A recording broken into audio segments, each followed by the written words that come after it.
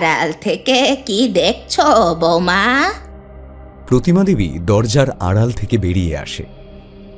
না মা, দেখছি না। আসলে আপনার কাছেই আসছিলাম। আর আপনি কিনা দেখি এরকম একটা বাক্স নিয়ে বসে আছেন। আপনার এই বাক্সতে কি আছে বলুন তো?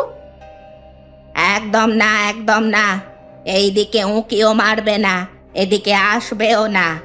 এটা আমার বাক্স, তোমাকে কেন দেখাবো শুনি? 3 কাল গিয়ে 1 খালে ঠেকেছে মা। এবার এই বাক্সতে কি আছে সেটা আমাকে দেখাবেন না? যবে থেকে বিয়ে করে এসেছি তবে থেকে দেখছি এই বাক্স নিয়ে আপনি আগলে রেখেছেন।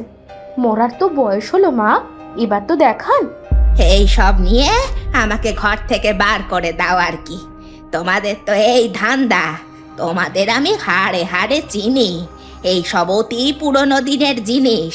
তোমরা যা মানুষ, এই জিনিস তোমাদের হাতে পড়লে তোমরা তার কদর করবে না, নষ্ট করে দেবে। ও, তাই নাকি মা? যাও তো, আমার জন্য লুচি আর আলুর দম নিয়ে এসো।